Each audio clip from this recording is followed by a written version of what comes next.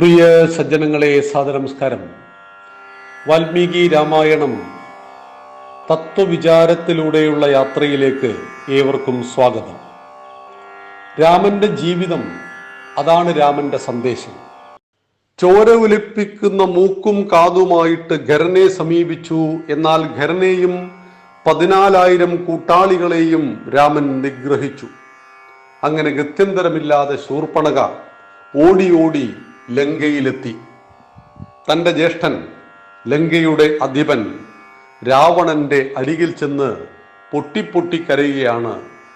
2 യുവാക്കൾ ചേർന്ന് എൻ്റെ മൂക്കും കാതും ഛേദിച്ചിരിക്കുന്നു. എന്തായാലും അങ്ങ് ചെന്ന് പ്രതികാരം ചെയ്യണം. അങ്ങയുടെ സഹോദരിയോടാണ് ഇത്ര ക്രൂരമായിട്ട് കാട്ടിലുള്ള 2 മനുഷ്യന്മാർ പെരുമാറിയത്.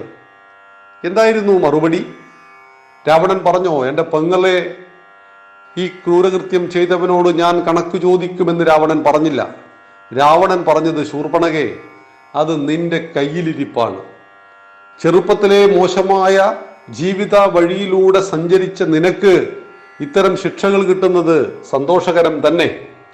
ഒരിക്കലും രാവണൻ ശൂർപ്പണഖയ്ക്ക് പറ്റിയ ഈ മുറിവിൽ പ്രതികാരം ചെയ്യുമെന്ന് പറഞ്ഞിട്ടില്ല. അങ്ങനെ എല്ലാ പരിശ്രമവും ശൂർപ്പണഖ നടത്തി. ഒടുവിലാണ് രാവണന്റെ വീക്ക്നെസ് കയറി പിടിക്കുന്നത്. അവൾ പറഞ്ഞത്, ഞാൻ കാട്ടിൽ വെച്ചൊരു സ്ത്രീയെ കണ്ടു.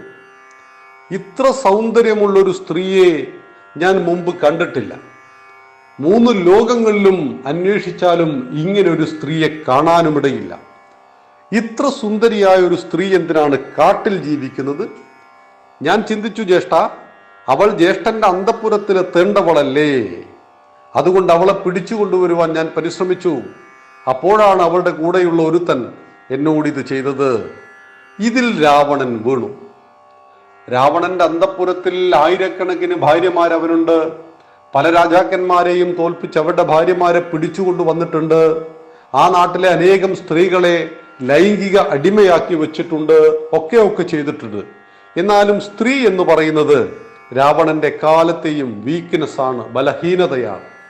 അതുകൊണ്ട് തന്നെ ഇതിൽ രാവണൻ വീഴുകയാണ് ചെയ്യുന്നത്. തൻ്റെ സഹോദരിയുടെ മൂക്കും കാതും ചെത്തിയതിലല്ല സീതയെ തട്ടിക്കൊണ്ടുവരുവാൻ രാവണൻ തീരുമാനിക്കുന്നത്. അന്യന്റെ ഭാര്യയോടുള്ള ആർത്തി കൊണ്ടാണ്. ഇവിടെ രാവണനെ ന്യായീകരിക്കുന്ന ഒരുപാട് ആളുകളുണ്ട്. പ്രത്യേകിച്ച് നമ്മുടെ കോളേജിൽ SFIയുടെ കുട്ടികളെല്ലാം തന്നെ രാമനെ, നിറഗർഭിണിയായ സീതയെ കാട്ടിലുപേക്ഷിച്ച രാമനേക്കാൾ സീതയെ തൊട്ടുനോക്കാത്ത രാവണനാണ് ഞങ്ങളുടെ ഹീറോ എന്നൊക്കെ പറഞ്ഞവരുണ്ട്. ഇതെന്തുകൊണ്ട് സംഭവിക്കുന്നു? രാവണൻ അനേകം സ്ത്രീകളെ ഉപദ്രവിച്ചിട്ടുണ്ട്. അങ്ങനെയാണ് രാവണന് ശാപം ലഭിക്കുന്നത്. ഈ ശാപത്തിന്റെ കാരണം വേദവതി എന്ന സ്ത്രീയെ ആക്രമിക്കുകയാണ് ചെയ്യുന്നത്. അവളെ ആക്രമിക്കുകയും അവളെ മാനഭംഗം ചെയ്യുകയും ചെയ്തപ്പോഴാണ് സമ്മതമില്ലാതെ ഒരു സ്ത്രീയെ നീ സ്പർശിച്ചാൽ നീ മരണപ്പെടുമെന്ന ശാപം രാവണന് ലഭിക്കുന്നത്. നമ്മുടെ പുരാണങ്ങളിൽ 1-2 കഥകൾ ഇങ്ങനെ പറയുന്നുണ്ട്. അതൊന്ന്, രംഭയെ മാനഭംഗം ചെയ്തു. രംഭയെ മാനഭംഗം ചെയ്തിട്ടുണ്ട്. ഈ സമയത്ത് രംഭയുടെ ശാപവും കിട്ടിയിട്ടുണ്ട്. സമ്മതമില്ലാതെ സ്ത്രീയെ സ്പർശിക്കുന്ന മാത്രയിൽ നീ മരിച്ചു പോകും. അതുകൊണ്ടാണ് രാവണൻ സീതയെ തൊടാതിരുന്നത്. അല്ലാതെ അന്യന്റെ ഭാര്യയെ തട്ടിക്കൊണ്ടു പോകുന്നവൻ എന്ത് മാന്യത? അങ്ങനെ തട്ടിക്കൊണ്ടുപോയിട്ട് അത് തടയാൻ വന്ന ഒരു ബന്ധുവിനെ, ജടായുവിനെ കൊന്നു. രാക്ഷസിമാർക്ക് നടുവിൽ രാമന്റെ ഭാര്യയെ താമസിപ്പിച്ചു. എന്നിട്ടും രാവണൻ മഹാനാണ് എന്ന് പറയുന്നുവെങ്കിൽ അവർക്ക് എത്രത്തോളം ഹിന്ദു വിരോധമുണ്ടാകും എന്ന് നാം ആലോചിച്ചാൽ മാത്രം മതി. ഇവിടെ രാമനെ യുദ്ധത്തിന് വിളിക്കുവാൻ വേണ്ടിയിട്ടോ അല്ലെങ്കിൽ എൻ്റെ കുലം മുഴുവൻ മുടിഞ്ഞു പോകുമെന്നൊന്നും രാവണൻ ചിന്തിക്കുന്നേയില്ല. സീതയുടെ സൗന്ദര്യത്തെക്കുറിച്ചുള്ള വർണ്ണന കേട്ടയുടൻ ചാടി വീഴുകയാണ്. സ്ത്രീ എന്ന ബലഹീനതയിൽ സർവ്വതും നഷ്ടപ്പെട്ടവനാണ് രാവണൻ. ഇത് വളരെ വലിയൊരു തത്വമാണ്. മനുഷ്യനെ എതിർലിംഗങ്ങൾ ആകർഷിക്കുക സ്വാഭാവികമാണ്.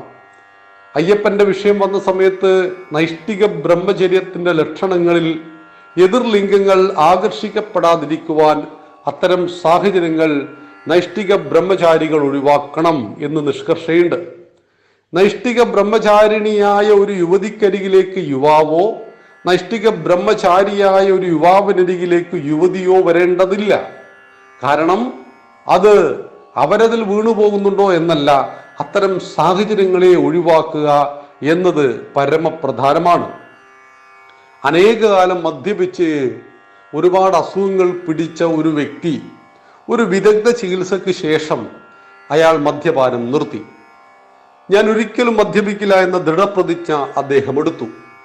പക്ഷേ ഒരു മദ്യക്കുപ്പി കൊണ്ടുവന്ന് അദ്ദേഹത്തിന്റെ മുന്നിൽ വെച്ചാൽ എന്നാലും അദ്ദേഹം മദ്യപിക്കില്ല.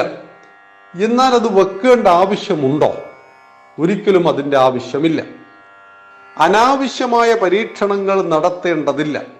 ഇത് തന്നെയാണ് നൈഷ്ഠിക ബ്രഹ്മചര്യത്തിന്റെ ലക്ഷണത്തെക്കുറിച്ചും നമ്മുടെ ആചാര്യന്മാര് പറയുന്നത്. ഇവിടെയാണ് സീതയോട് തോന്നിയ രാവണന്റെ മോഹം രാവണൻ മാത്രമല്ല, അദ്ദേഹത്തിന്റെ മക്കളും മാത്രമല്ല, കുംഭകർണനടക്കം കൊല്ലപ്പെട്ടു, അദ്ദേഹത്തിന്റെ കുലം തന്നെ മുടിഞ്ഞു പോയി. പരസ്ത്രീയോട് തോന്നുന്ന തെറ്റായ ആഗ്രഹങ്ങൾ ഒരു വംശത്തെ മുഴുവൻ നിഗ്രഹിച്ചതിൻ്റെ ചരിത്രമാണ് രാമായണത്തിലെ ഈ ധാർമ്മിക ചിന്ത. മറ്റൊരു ചിന്തയുമായിട്ട് നമുക്ക് നാളെ സംവദിക്കാം. ജയ് ശ്രീറാം. നന്ദി, നമസ്കാരം. വന്ദേ മാതരം.